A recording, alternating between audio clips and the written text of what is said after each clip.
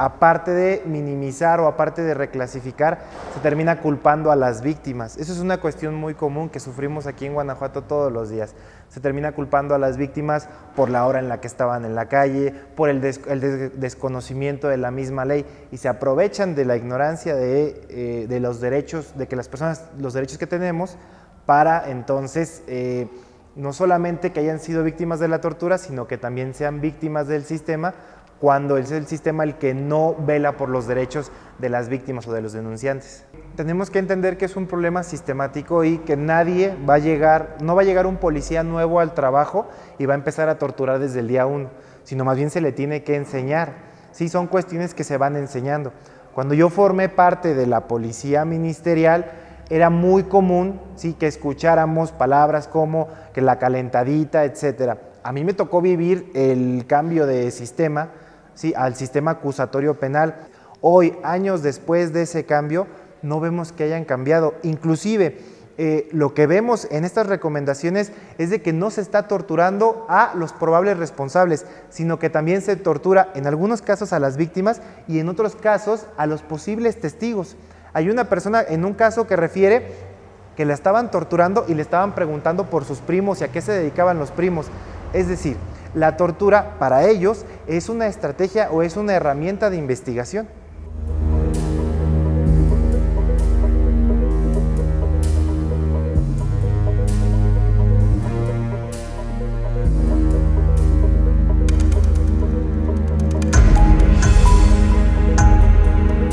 La Procuraduría no necesita una ley como esta que se propone para funcionar. La Procuraduría está obligada, porque hay estándares internacionales y nacionales de derechos humanos en los que tiene que jugar un rol. El hablar de tortura expresamente es una deuda y lo hemos visto en varias de las recomendaciones que hace. Como mencionabas previamente, se habla de temas de integridad física, temas muy generales, le dan la vuelta, no hablan de tortura, tratos crueles, inhumanos o degradantes.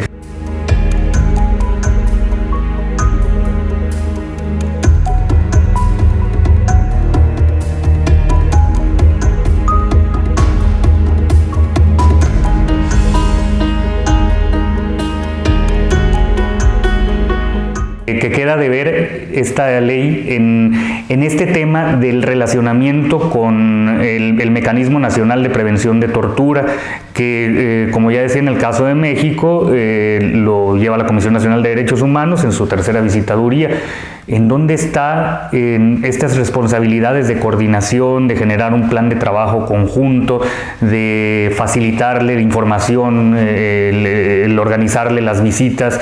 No queda muy claro. Si bien es cierto, la Procuraduría de Derechos Humanos tiene ese rol ya ratificado, algo que es obligación, ¿verdad? El facilitar este trabajo a la Comisión Nacional, debería en esta ley incluirse ese rol tan importante, porque se deriva pues de un compromiso internacional.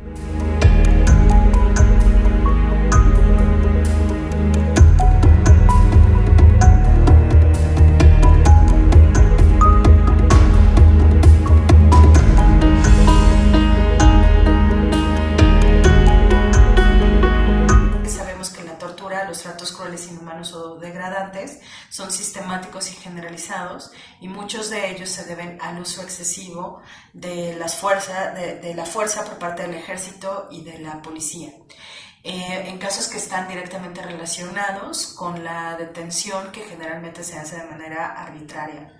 Ante este panorama, nos parece importante preguntarnos en qué medida el tipo de formación o de instrucción policial y militar influye en el establecimiento del uso excesivo de la fuerza, al grado de que sus miembros tecnifiquen el uso de la tortura como un método de intervención.